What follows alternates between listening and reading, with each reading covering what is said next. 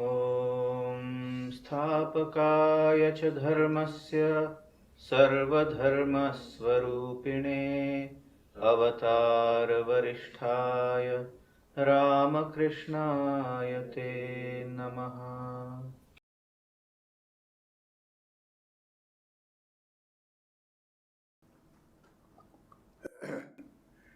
Dear friends, welcome back to the study of the Bhagavad Gita, and we had just started on the 5th chapter. And the 5th chapter starts with a very pertinent question, because always remember Arjuna represents all of our thinking. As many questions we can have regarding a spiritual subject, Arjuna has Sri Krishna has an answer for it.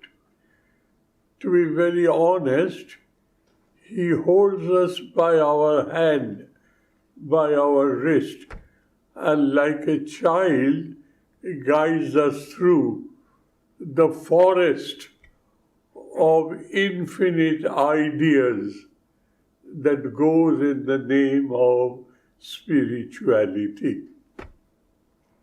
Some of them are woolly-headed, some of them are very relevant.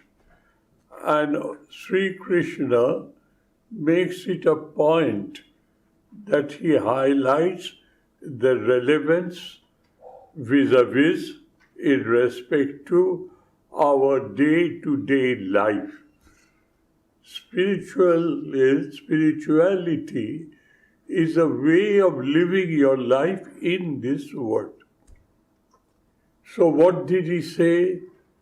He asked his question on our behalf, very relevant, very pertinent. Sir, in one breath you say, Karma Yoga is wonderful, is a path to moksha and mukti. And you again say, Karma Sannyasa is a direct and an independent means to that goal. Sir, I know karma is performance of my duties of life, ethically, morally, correctly performed. That is, ethically approved, morally approved. Stealing is not my duty.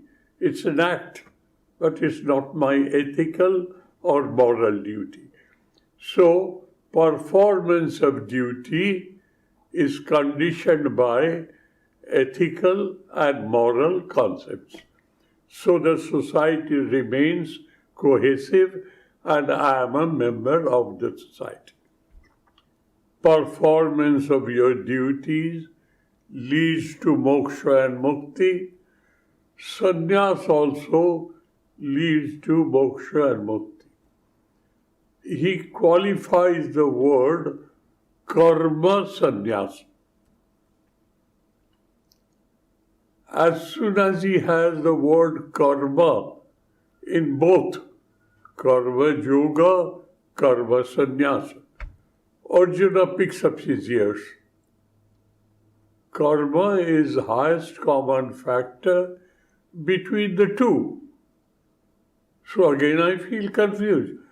A person cannot be a karma yogi at the same time a karma sannyasi at one person at one point of time. So sir, I am confused. Please tell me what is the better of the two. Tayor srekam ekam tanme buhi shunishtitam. Please don't talk in enigmatic manner. Make it absolutely clear what I must do. Then he says, karma sannyasat karma yoga vishishyate. Vishishyate means it excels. It's a little better. What? Karma yoga is better than karma sannyasa. We know sannyasi is a man who is high up in the clouds. I don't know how high he is spiritually. That is what my concept is. And you say karma yoga vishishyate is better. Sir, you are talking in an enigmatic manner, in riddles and in puzzles.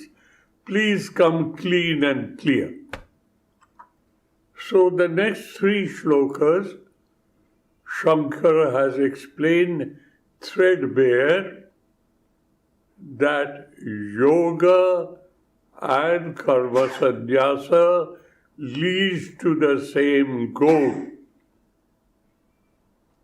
Goal-wise, they lead same where, whereas performance-wise, conducting your life, managing your behavior pattern, they are two different methodologies. Here, dear, I did introduce in a passing manner that the concept of sannyasa, which has been used very, very, very frequently in the Gita, at the same time, it has been also used in society. We should know what really is sannyasa. For that matter, sannyasa has been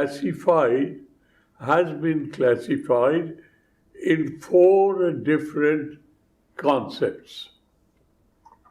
What are they? One is atura sannyasa. Atura means the doctors have told you you have not very many days or hours to live. So you know the end is near. And you also believe in good karmas yield good results, bad karmas yield bad results. Akarma, sukarma and dushkarma. So he says, why don't you before I die, create a wonderful karma, and with that karma in my mind, I cast off my body. So he organizes performance of Viraja Homam and Sannyasa Mantra. His Acharya and Guru repeats it, says it, he repeats it, and vows certain vows in life. And he passes away. And he passes away. That impression goes along with him. The storehouse is the mind, the jivatma, it migrates from body to body. So he thinks he will have a very good start next life. And rightly so. There are many incidences where taking atura sannyas at the end of your life, you benefit from. In the new life, you start anew with those ideas fresh in your mind. Next comes Markata sannyas. Markata is another word of a monkey. Sometimes you see the monkey is in a deep meditative position.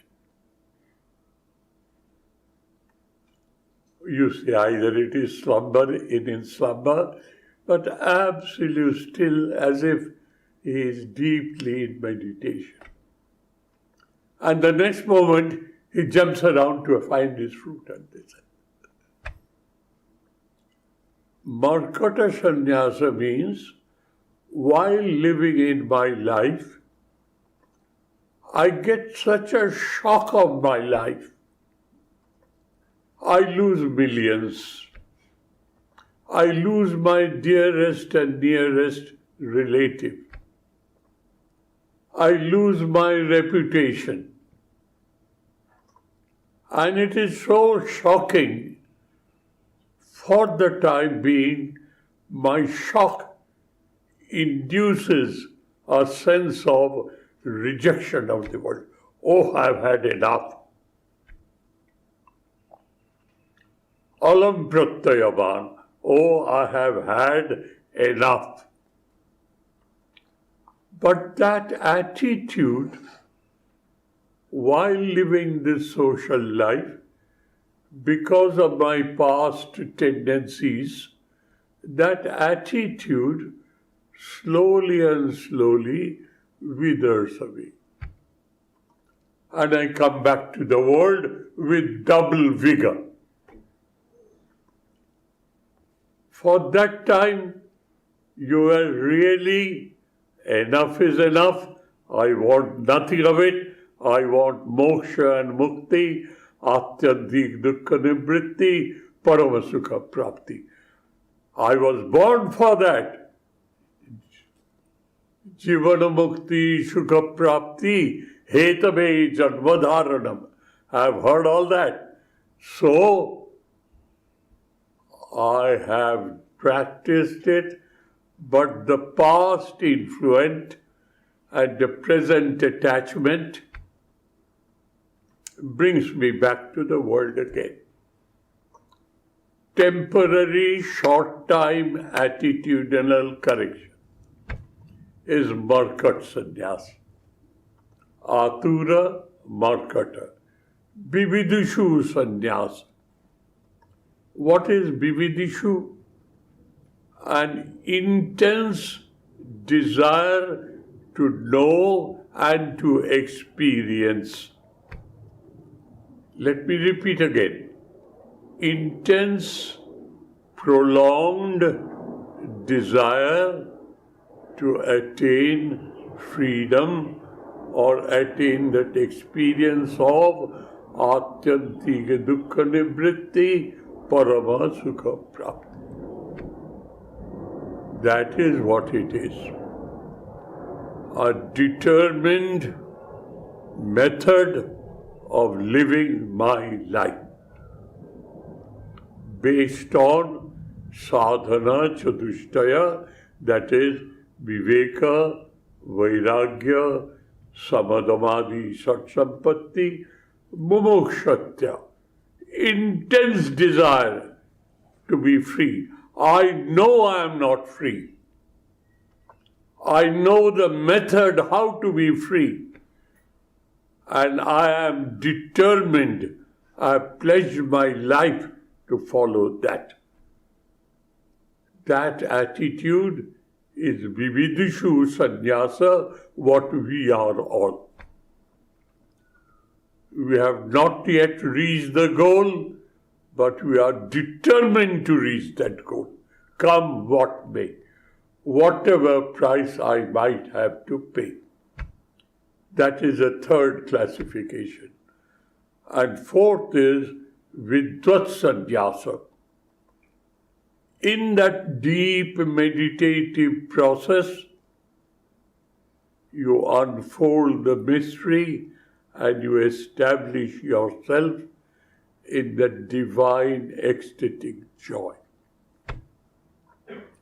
And that trauma, that shock is so much, God willing, your body is not able to take it. And in 21 days, you slowly and slowly wither away and pass out. You die. Vidvat Sannyas, not to be born again. These are the 4 classifications. And here Shankara says, karma sannyasa. So he has word the word sannyasa, and he says, karma sannyasa, what does it mean? So in one shloka which we have studied in great detail, he says, Gya sa nitya sannyasi. Notwithstanding whether you have taken a vow or worn this, or you are a grihastha. Immaterial. It is the attitudinal correction which makes hell of heaven and heaven of hell.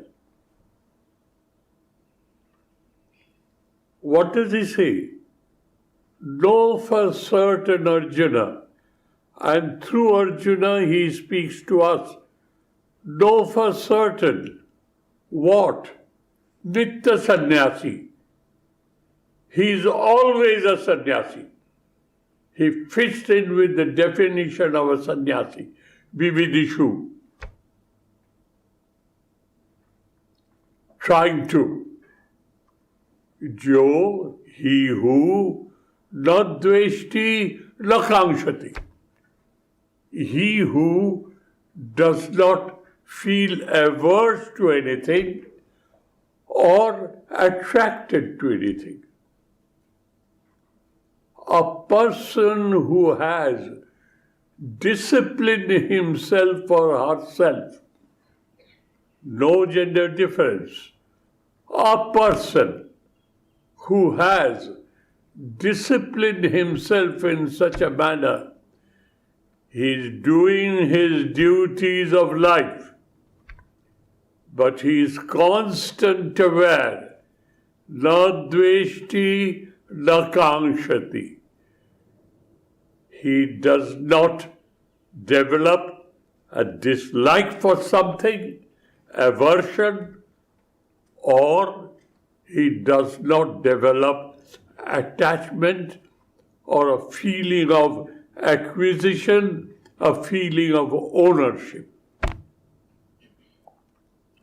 A person who has, by continuing disciplined, uninterrupted effort in lifetime, has changed his personality to such a manner,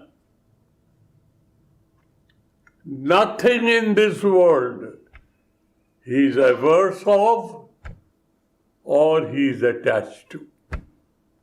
He is not a slave, he is the Lord. The word sannyasi fits him like a pair of gloves. Absolutely. He gives a hint of the concept of what sannyasa is. But Arjuna has been told about 2 methodologies, Sankhya and Yoga, Karma Sannyasa and Karma Yoga. You are still using the 2 words and highlighting sannyas. At the same time you say Karma Yoga is better. Please come clean. He says, all right. Jat sankhai prapyate sthanam tad yogairapi gamyate. Ekam shankham cha yogam cha japashati shapashati. Bye. What more clarity than you want? He says, look, the ignorant, the uneducated, the unenlightened person in these matters, bala, plural blara, immature people, they say karma yoga and sannyasa too different.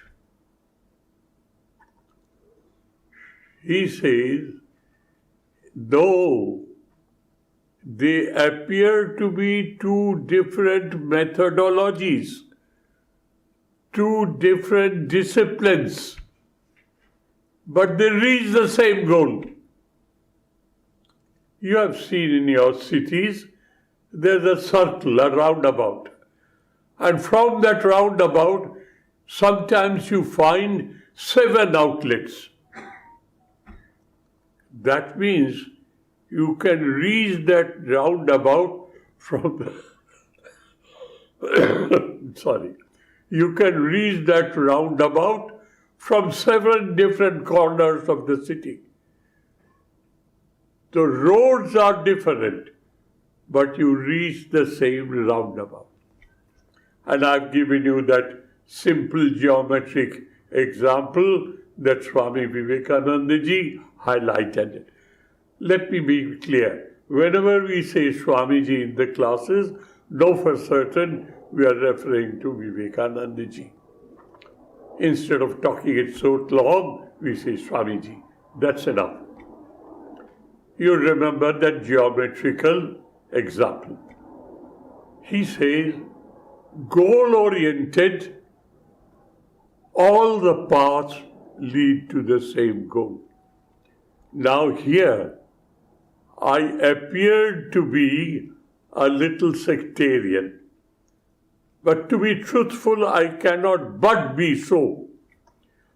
All the scriptures say, in the Upanishads we find thousands of different rivers meander through different geographical landmasses.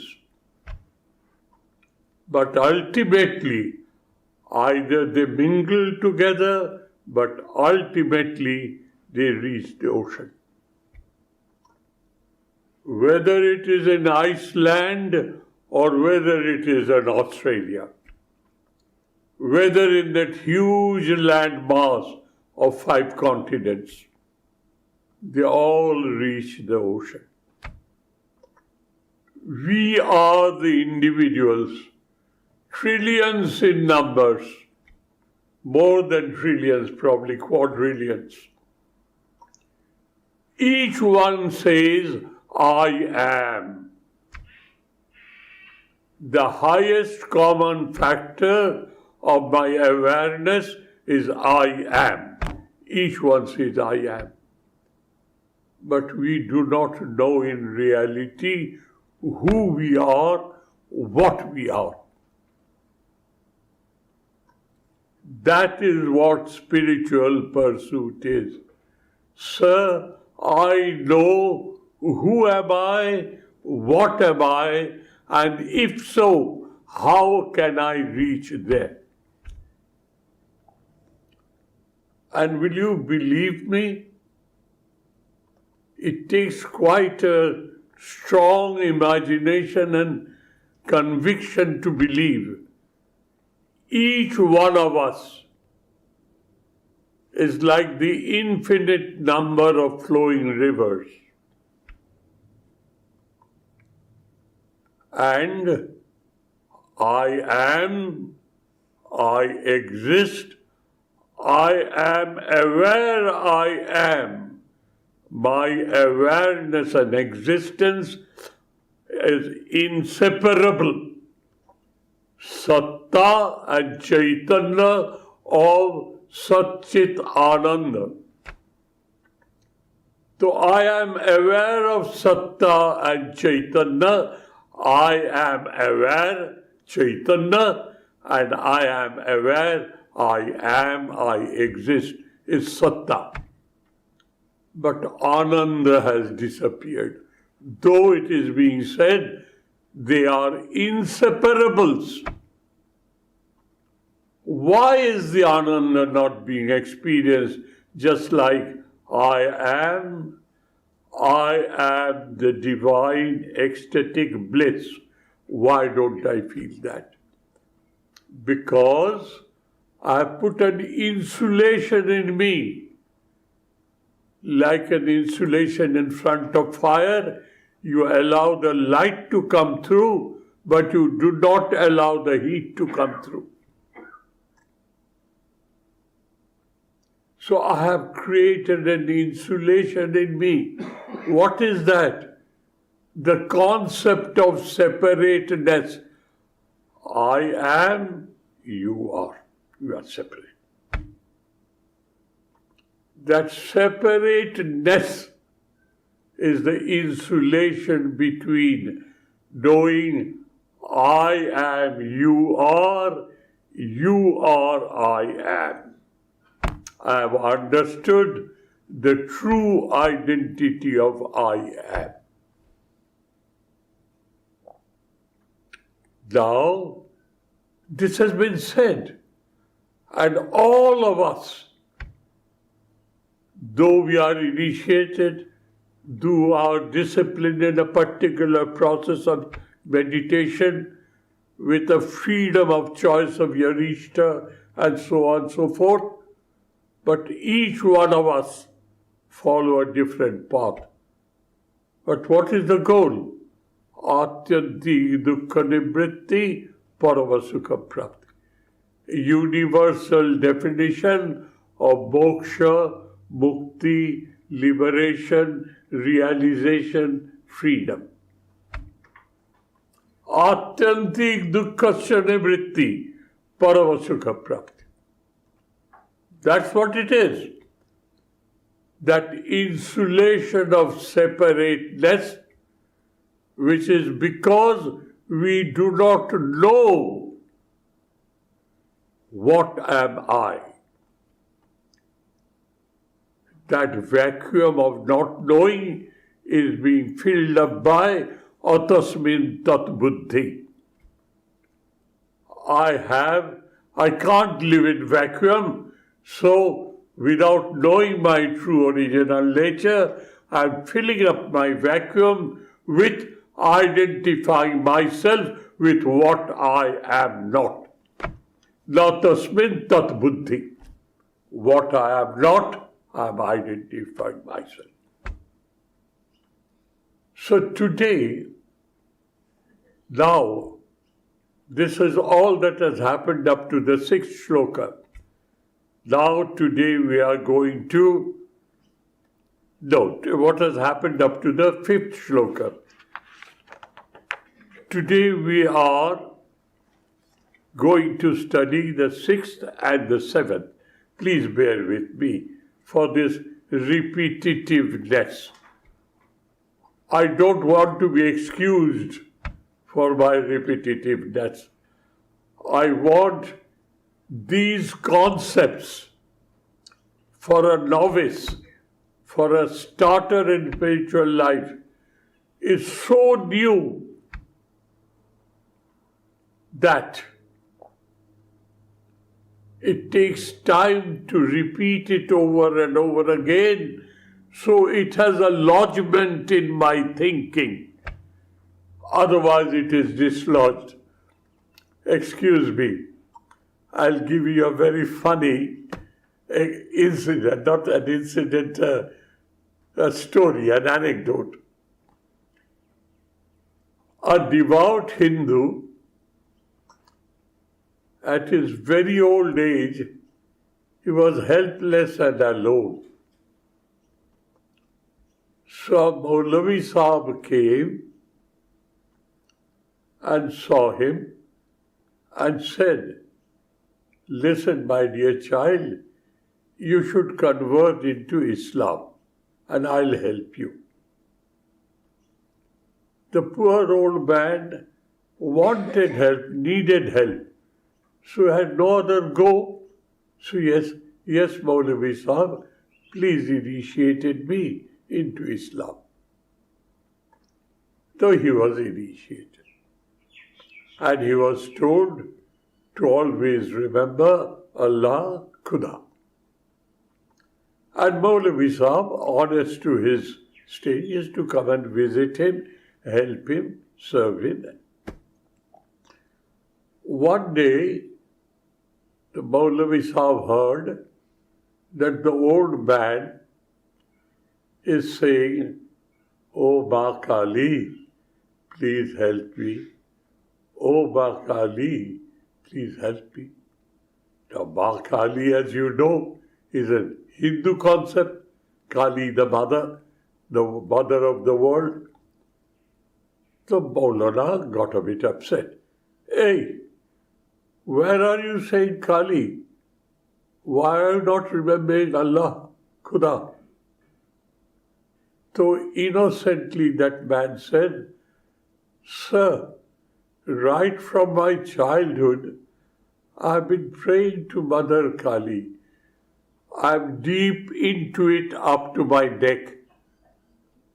Khuda has no place to go in. I'm full of Kali.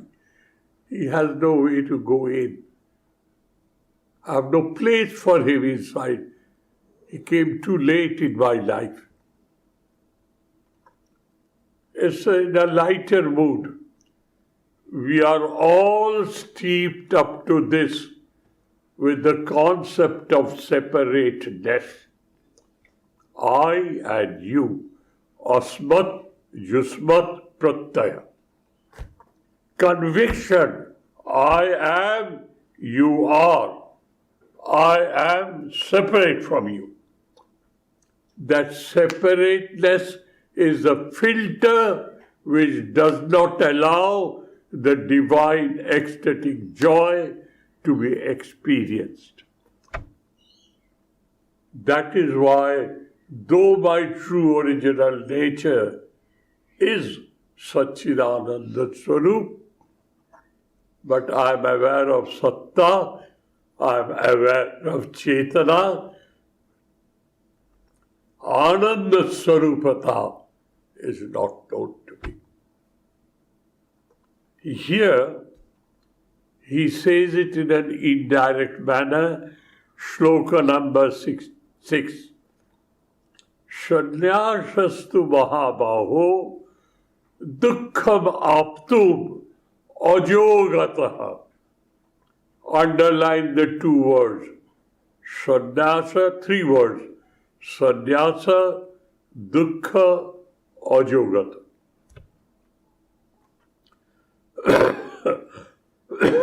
Sorry. If you are not a yoga yukta muni, what is a yoga yukta muni? Yoga manana shila is muni, one who is constantly, without let or hindrance, interruption, is constantly aware of his true original nature. Satchidanandoham, Shivoham, Aham Brahmasmi. I am Atma Brahma. This is yoga. To be constantly aware of this thought, work of the brain. A person who is not anchored there or hooked up there, his mind will go astray. Where will it go? Kali is up to here. Living in the world with raga and dvesha is my habit. It's my prarabdha. I'm born with it. So, if I have not trained my mind to be one with the awareness of presence of God and disciplined in such a way it does not move away, then how can I, if it has not moved away from it, if it is stuck to it and moved away from it, then how can I have ananda? I'll be get filled of raga and dvesha. I'm sorry, I could express myself properly. Let me repeat it again.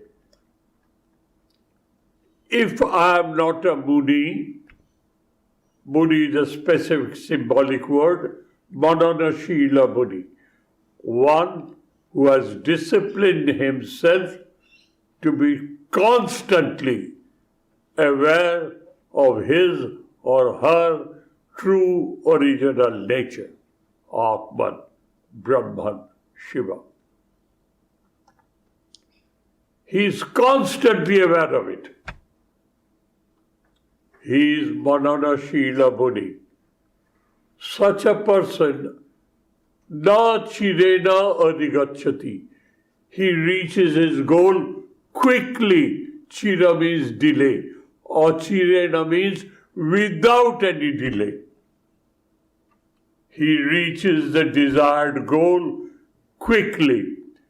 But without rooting yourself into this practice, and if you say, I'm a sannyasi, you are deceiving yourself. You have only worn these clothes, you have taken a vow which you are not keeping, and you are back to the world, old game of aversion and attraction.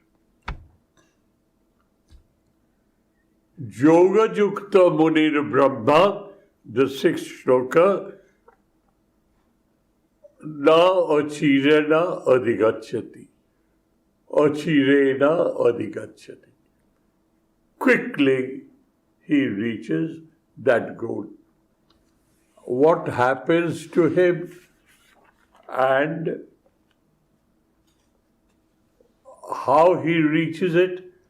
Here, both the sadhana and a siddha avastha is being explained by the same word. Shloka number 7. Yoga Yukta, one word. Vishuddha Atma, second word.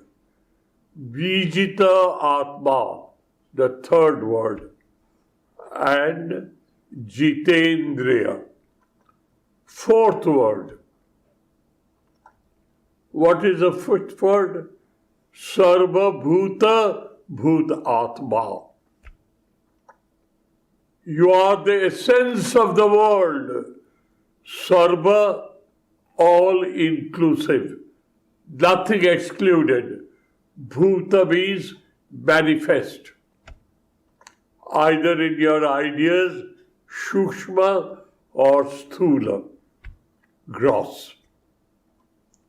Sarva Bhuta, you are the essence of it. How? Isness is everywhere. Objectively it is, subjectively it is am. I am, the world is. It's the same. Sarva Bhuta Bhutatma Kurvannapi na lipyate. He lives in this world.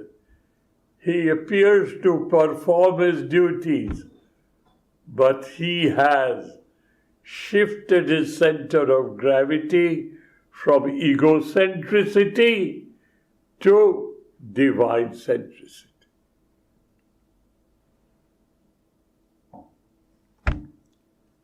This is the conclusion which started in the first shloka. It is both explanation of what should be your sadhana, at the same time, what is the siddha avastha. Both of them are in one shloka. Jana sadhana, tana siddhi. That is what Pahari Baba told Swamiji. Swamiji was steeped in though he lived with Sri Ramakrishna, but for the sake of our education, if you study his life, a normal, intelligent, naughty boy became the world leader, and the world is still seeping in his ideas, which is evident in the world today. We must learn to live in harmony with everybody. War doesn't take us anywhere, whether individual tension or international warfare. Doesn't lead anywhere. Now this Swami, as an example set for us, he went to Pahari Baba and wanted. Sri Ramakrishna told me that all that you have earned spiritually, the wisdom, is now in the safe and the lock and key is with me. It will be given back to you after you have completed mother's work. That was the last instruction that Sri Ramakrishna gave him, apart from disclosing who he is. He was born as Rama, he was born as Krishna. In this age, he resides in this body. He never said, I am that. They reside in this body. So, Swamiji knew that he is an incarnation of Rama, Krishna, incarnation of God.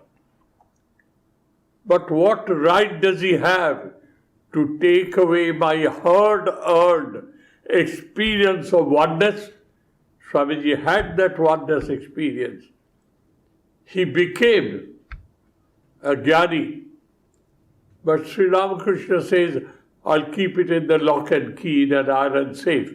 You'll get it back after you have finished mother's work. He didn't bother about mother's work.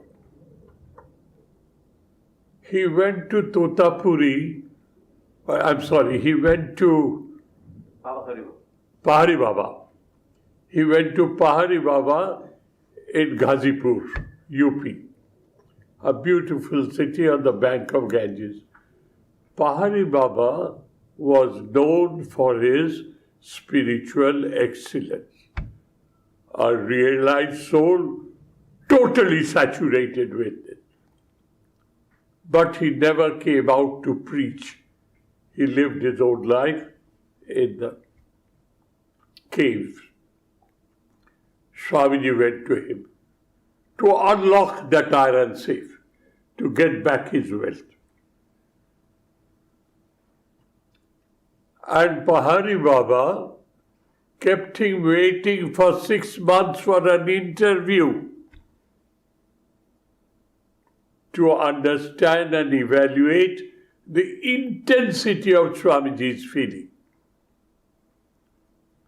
And when he gave him an interview, he found Sri Ramakrishna's picture on the back wall, just above the head of Pahari Baba.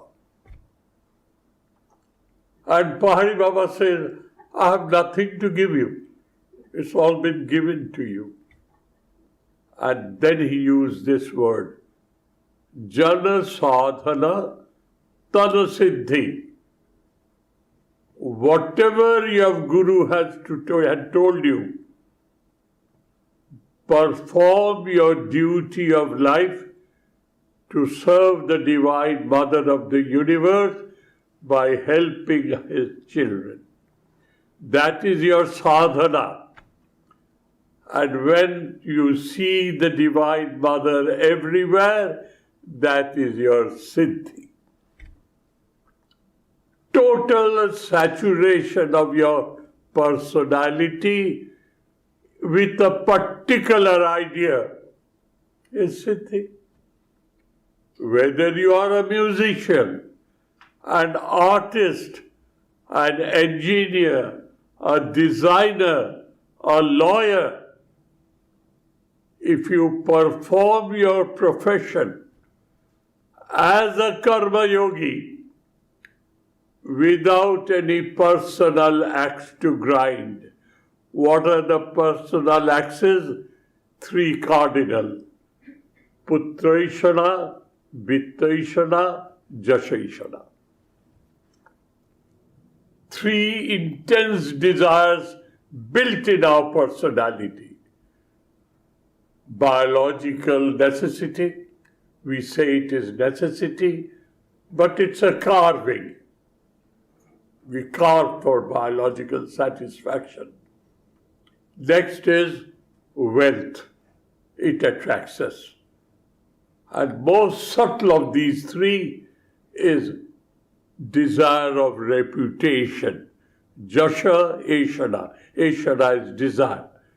Putraishana, Vittaishana, Jashaishana. Until and unless you fill yourself up with awareness of presence of God, these three has a tremendous hold on you. They have to be uprooted and thrown out, and fill yourself up in such a manner there's no space for them. Sadhana on saturation becomes siddhi.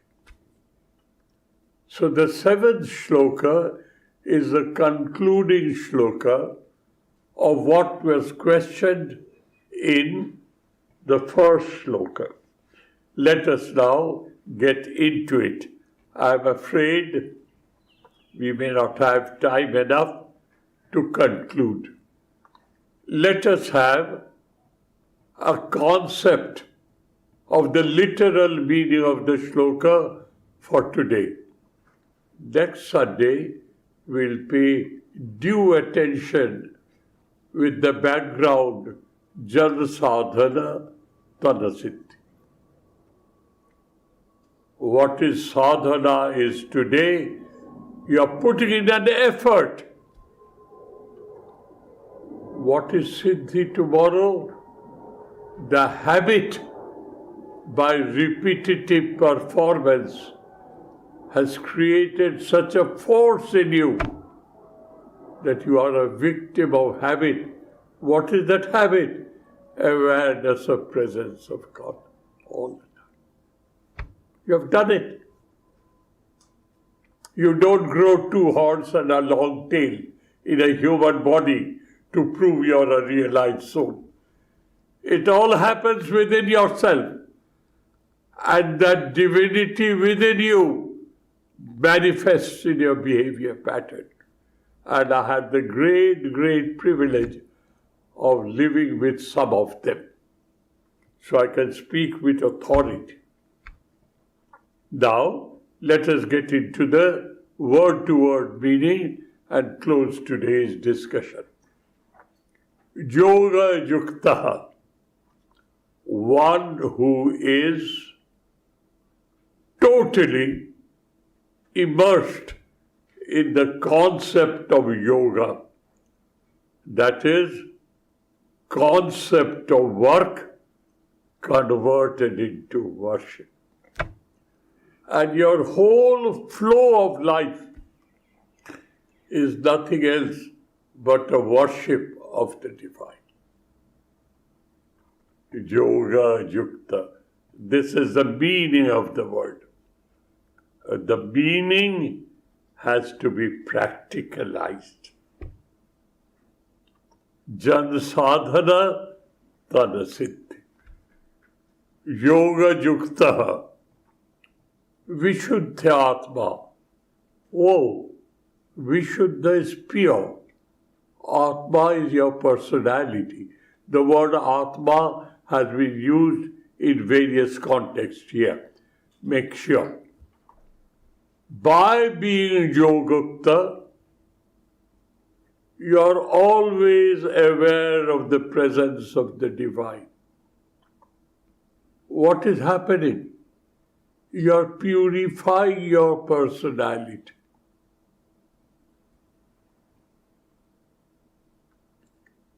All the dirt and muck that is within me is being thrown out.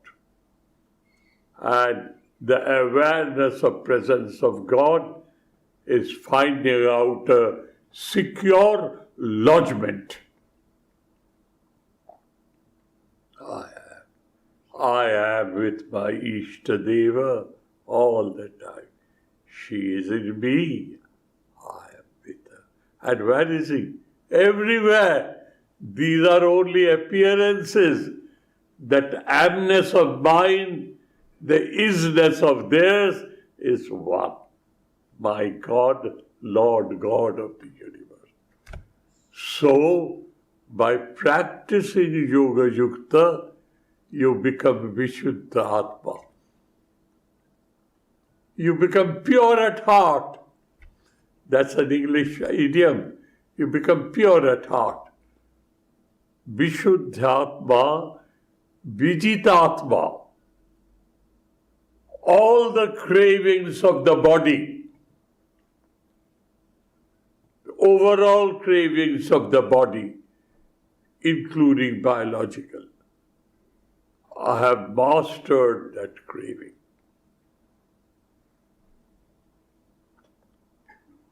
I am in control of myself. Yoga Yukta, Vishuddha Atma, Vijita Atma, totally. Jitendriya. My eyes are used to see the diversity of the world. And diversity is based on separateness. So how do I get out of it? I see you with my eyes. I know you are so and so, but I've educated that what I see with my eyes is the appearance of the divine hidden in that container. I am in league with myself, with you, and you are nothing else but the container of the same essence as I am. The same essence as he is, she is. It is. Brahman is beyond gender. So you see now how they are interlinked stage by stage. Yoga Yukta, Vishuddha Atma, Vijitatma, Jitendriya, Sarva Bhuta Bhutatma. That is the final stage. I see myself in the whole cosmos. Wherever there is isness, satta, sat chit ananda, and I am aware, I am experiencing through my 5 sense organs. Sarva bhuta bhutatma. Kurvannapi na lipyate. What happens to him? It is being subjectively said for you to understand first till you reach that goal. Accept it is a fact. Kurvannapi na lipyate. Now, let me make a very vague example. Don't take it to be true. Example. What is it? I am trying to explain the Gita to you. You know, Swamiji is holding his Sunday Gita discourses. That's how the world moves. Now, this teacher, he has practiced all this. Yoga Yukta, Vishuddhatma, Vijitatma, Jitendriya, and Sarvabhuta Bhutatma, the ultimate goal. One with the universe at the level of oneness.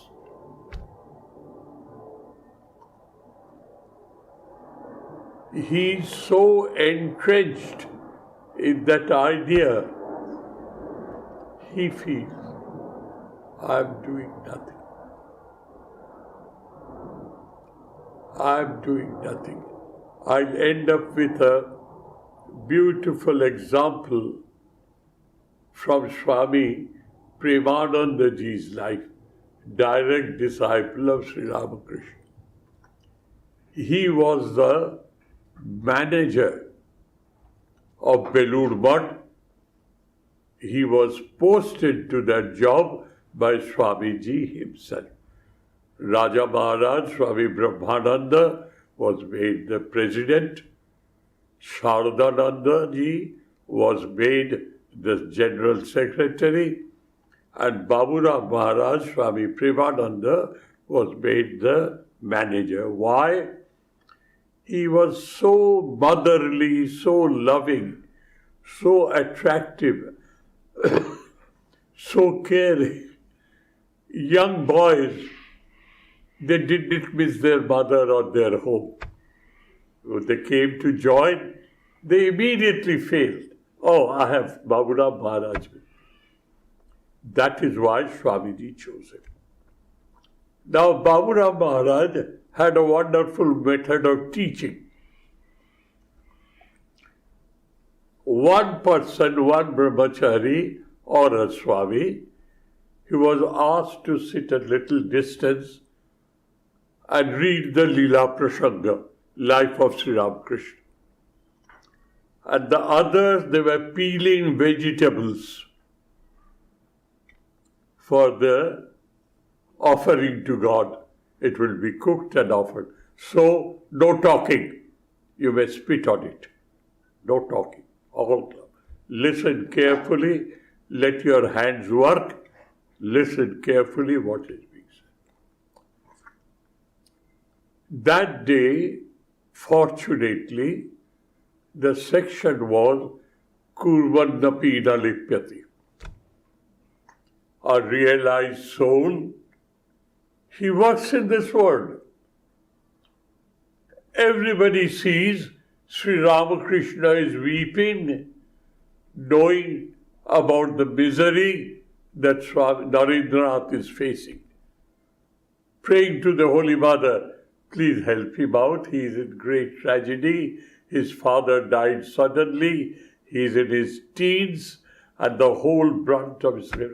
And the father was generous to a fault, lent money all right, and he was under debt himself. All that fell on Swamiji's shoulders. And Narendranath used to go to Ramakrishna, never asked anything from him. He had that self-respect, finding out ways and means what to do. Whereas people used to see that Avatara weeping for Narendranath, really shedding tears and praying to the Holy Mother to look after. For you and me, a Brahmagya weeping, as if Brahmagya is made of stone or wood, inanimate object. And when he is asked, you are weeping. Oh no, I know who am I. It is loka vyavahara.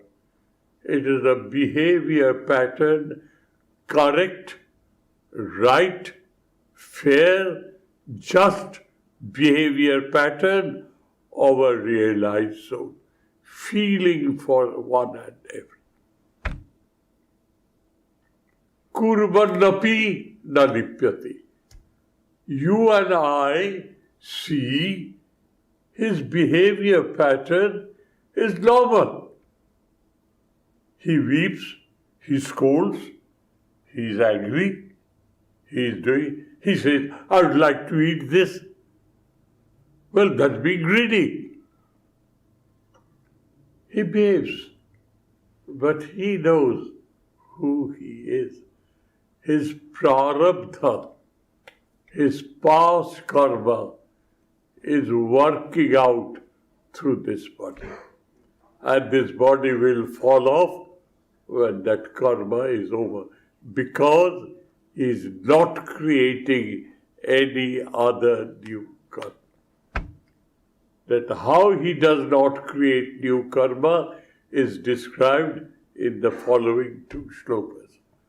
But dear, from the spiritual point of view, I would like to come back to shloka 7 next week. Baburam Maharaj example, I did not conclude. Baburam Maharaj used to also peel with them. Now, young boys coming from home, who has ever peeled vegetables at home? It was mother's duty. My duty was to eat well-cooked food. So, while peeling a potato, he peeled very thickly. Some substance of potato went with the skin. And Baburam Maharaj fell on him like a thunder. You stupid ass, that was his favorite speech. Tui gadha, you stupid ass. You know, these devotees sweat out to earn money. They present this hard money to us, and we buy these vegetables from their money, and you're wasting their money, peeling so thick. That's not the way. And he pelted it, skinned it, peeled it, absolutely as thin a skin as possible. With such an expertise. And then he says, now look, my dear children, I do, but I do not do. While working, his mind came down to this, I do. And while doing, he says, I do not do. Nakinchit karomiti, the next look. I kept wanted to keep it reserved for next day. Anyway, thank you that I concluded this. Next Sunday, we meet, study this from two aspects. What is a sadhaka or a sadhika has to do to reach that goal, and what happens to him or her when he reaches that goal. That is absolutely subjective, experienceable, not describable, nor displayable. It is your subjective experience. And you have that mind like a pot of clay. Design it like a potter, whichever way you like. That is the freedom to play with your mind. Thank you, dears. Thank you. Om Shanti Shanti Shanti Harihi Om Tat Sat Shri Ramakrishna